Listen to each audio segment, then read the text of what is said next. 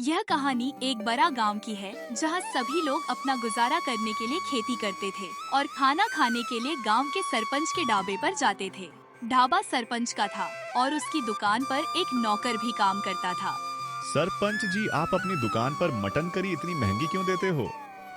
हम चाहे तो उसे सस्ता भी तो दे सकते हैं।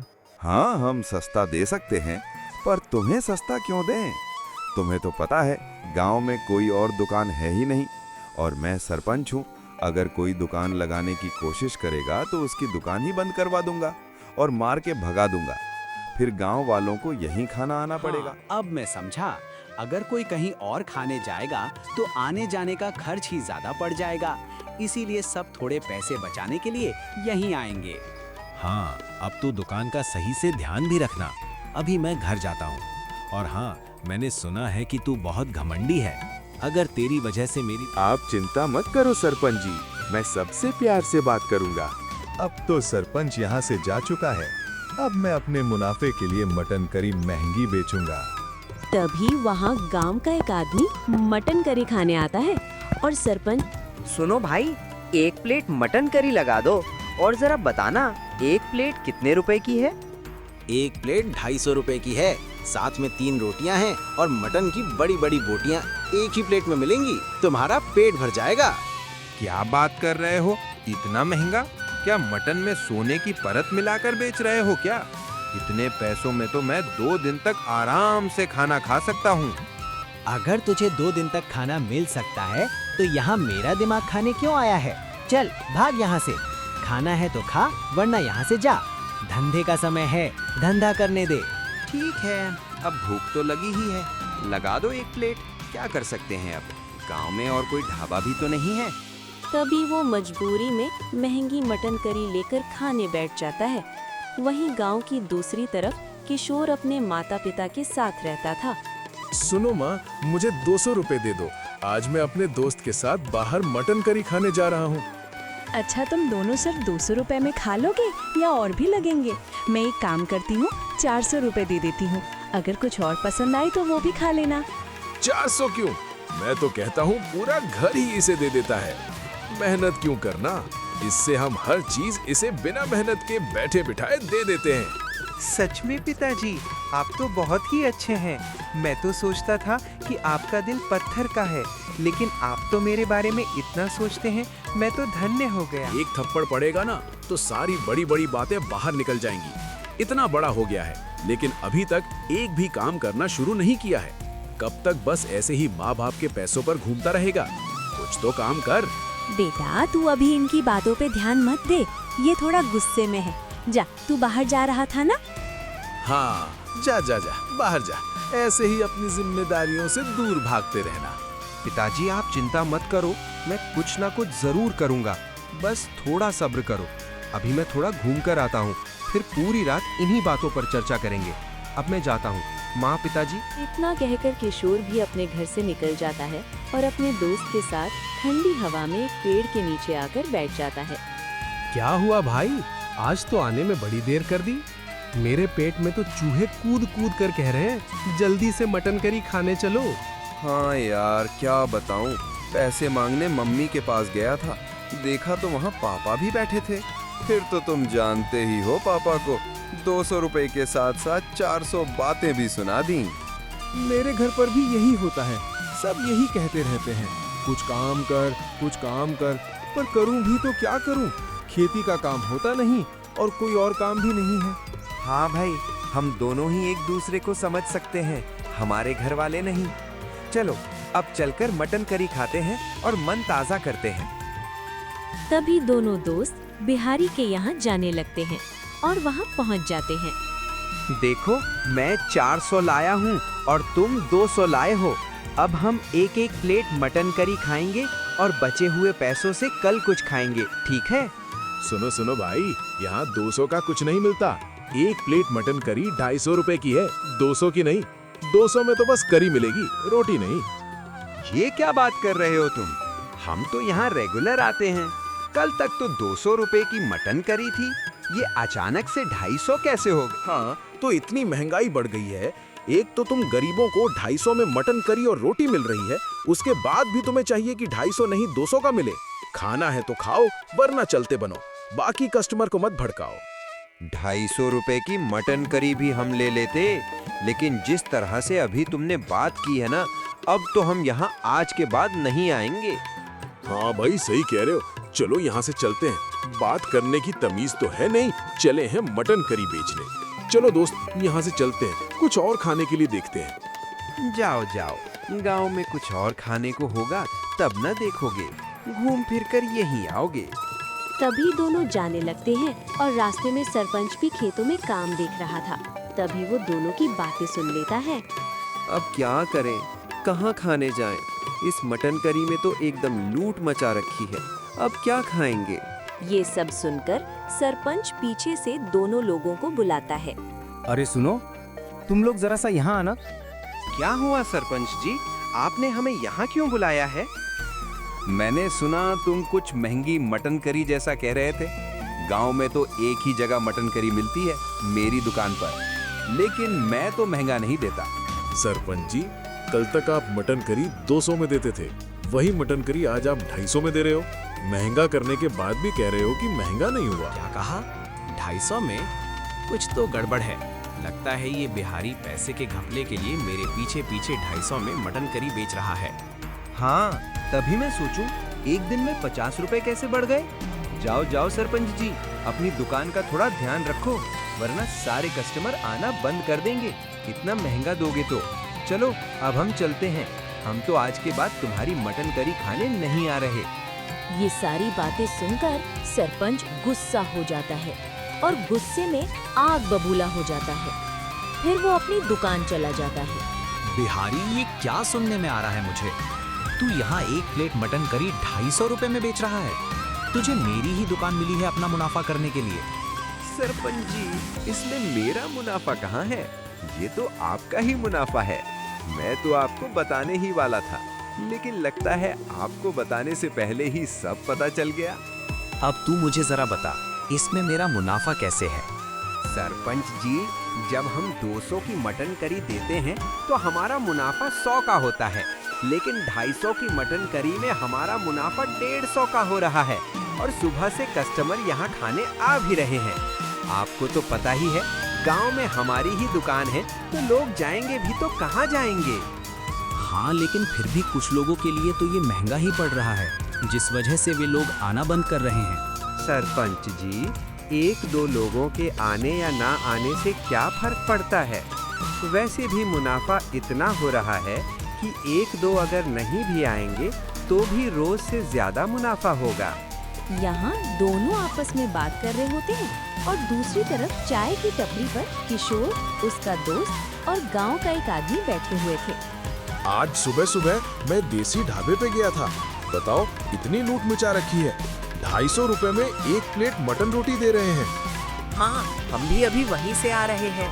हमने भी जब सुना कि 250 रुपए प्लेट है तो हम वहाँ से चले आए, लेकिन अब हम क्या खाएं? हमें भूख भी लग रही है और गांव में कोई दुकान भी नहीं है। तुम तो फिर भी चले आए, मैं तो सुबह गया था, इतना भूखा था कि मजबूरी में 250 रुपए की प्लेट ही खानी पड़ी। और यही बात का तो बिहारी और सरपंच मिलकर फायदा उठा रहे हैं कि मजबूरी है, लोग तो खाएंगे ही, चाहे महंगा दो या सस्ता। हाँ, सही कह रहे हो। गांव में किसी को तो खाने पीने की और भी चीजों की दुकान खोलनी चाहिए। हाँ, तो तुम ही खोल दो ना। तुम्हें शायद पता नहीं होगा, लेकिन तुम्हारे पापा एक समय में पूरे गांव में अपनी मटन रोटी के लिए मशहूर थे। उनके जैसी मटन रोटी कोई नहीं बनाता था। तुम उनसे बात करो, मटन रोटी बनाना सीखो और ठेला लगा दो। पर पापा ने ठेला बंद क्यों कर दिया? अगर वो इतना अच्छा बनाते थे तो फिर ऐसा क्या हुआ कि उन्हें बंद करना पड़ा? ये तो अब गांव में कोई नहीं जानता कि ऐसा क्या हुआ था। ये तो अब तुम्हारे पापा ही बताएंगे।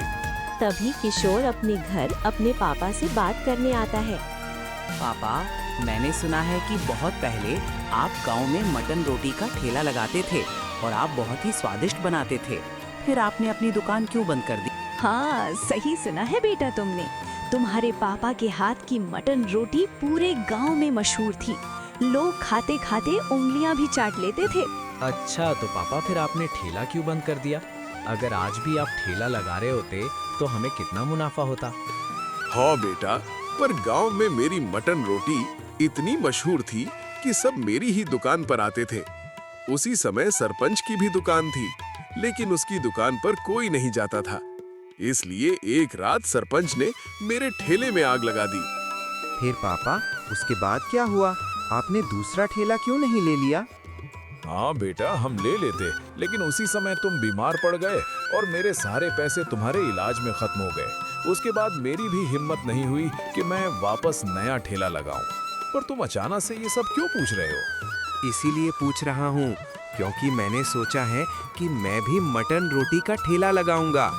आप बस मुझे मटन रोटी बनाना सिखा देना, बाकी सब मैं संभाल लूंगा। अच्छा ठीक है, फिर जाओ बाजार से मटन मसाले और सब्जियां लेकर आओ।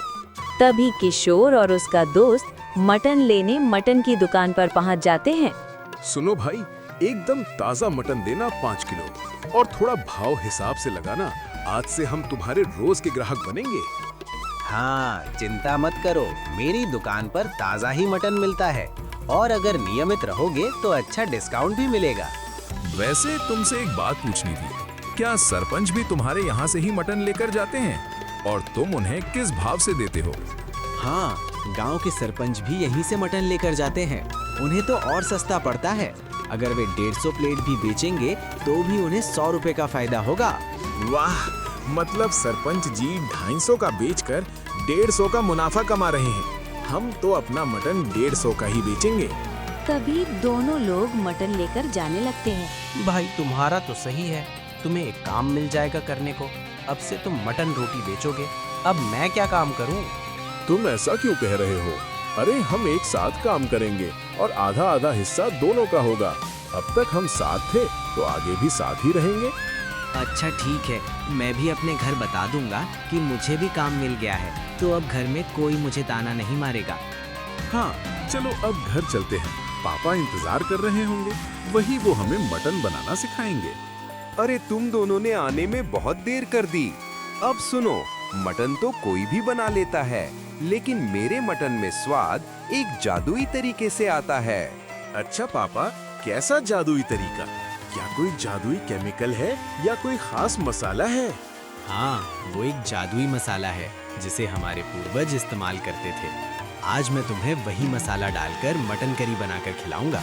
अब तुम दोनों कमरे में आराम करो और मेरी मटन करी का इंतजार करो।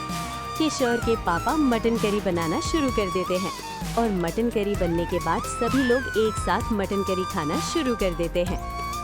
वाह पापा, आपने तो कमाल ही कर दिया। इतना स्वादिष्ट मटन करी तो बिहारी के यहाँ भी नहीं मिलता। ये तो सच में बहुत ही स्वादिष्ट है।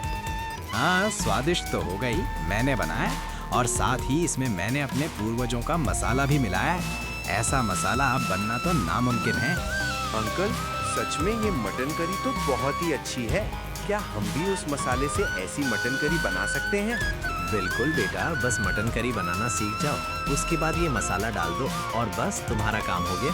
फिर खुद पैसे कमाओ। पापा, अब तो मैं कल ही अपना ठेला लगा दूंगा और मटन करी बेचूंगा। अगले दिन सुबह होते ही किशोर और उसका दोस्त मटन रोटी का ठेला लेकर खड़े हो जाते हैं और तभी गांव का एक आदमी वहां आ पहुंचता है। वाह किशोर भाई, कल बात हुई और आज ठेला भी लगा दिया। लगता है तुम्हारा पहला कस्टमर मैं ही हूँ।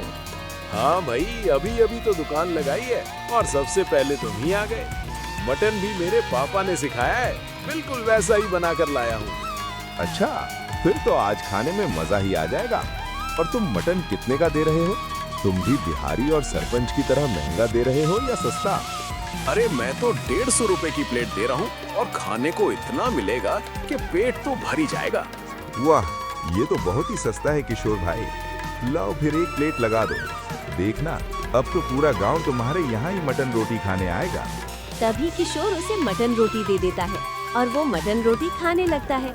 देखते ही देखते गांव के और भी लोग वहां मटन रोटी खाने आ जाते हैं। दूसरी तरफ सरपंच के यहाँ कोई भी मटन रोटी खाने नहीं आ रहा था। उसकी दुकान पूरी तरह से खाली थी। देख बिहारी, तेरी वजह से ये सब हुआ है। तूने मटन का दाम बढ़ाया, इसलिए लोग यहाँ मटन खाने नहीं आ रहे हैं, वरना यहाँ कोई ना कोई हमेशा होता था। जब से तूने मटन का दाम बढ़ाया है, लोगों ने आना बंद कर दिया है। अरे सरपंच जी, ये सब मेरे दाम बढ़ाने की वजह से नहीं हुआ है। लगता है आपको मालूम नहीं है कि गांव में किशोर ने अपना ठेला खोला है, जहां वो मटन रोटी बेच रहा है, वो भी 150 रुपए की। इसलिए लोग वहां खा रहे हैं। क्या कहा? किशोर ने ठेला खोला है, वो भी मटन रोटी का?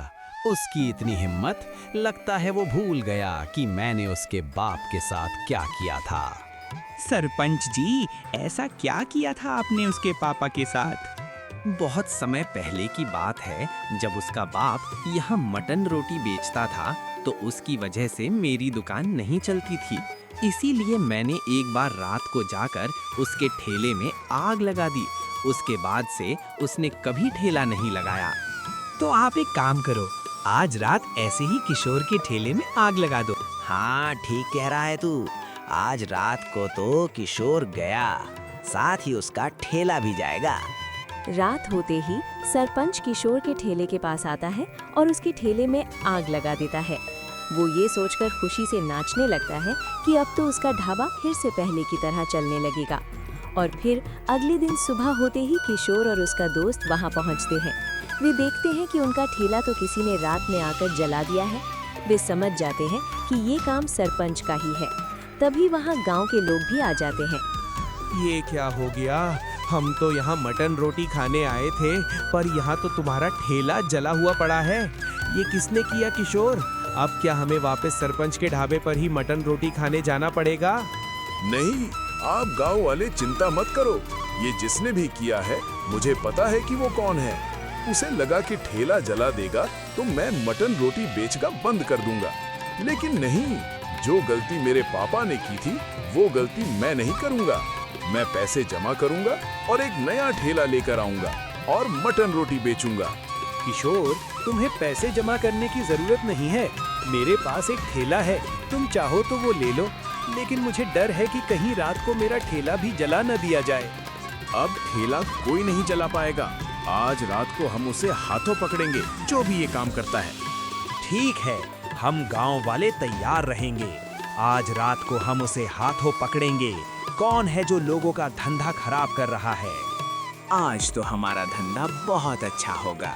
कल रात मैंने किशोर का ठेला जला दिया। सरपंच जी, आप इसी गांव के सरपंच हैं कि दूसरे गांव का? आपको तो कुछ भी पता नहीं होता कि गांव में क्या हो रहा है। क्यों? ऐसा क्या हो गया? और तुम ऐसा क्यों कह रहे हो? मैं इसलिए कह रहा हूँ क्योंकि किशोर वापस से मटन रोटी बेच रहा है। ये तुम क्या कह रहे हो? खुद मैंने उसका ठेला जला दिया था, फिर वो मटन रोटी कैसे बेच सकता है? सरपंच जी, आपको तो सच में कुछ भी पता नहीं है। गांव वालों ने उसकी मदद की है और वो एक नए ठेले पर मटन रोटी बेच रहा है। हाँ, कोई बात नहीं।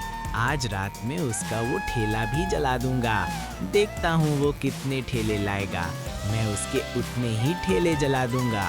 उसके बाद उसकी हिम्मत टूट जाएगी और वो खुद ही बैठ जाएगा।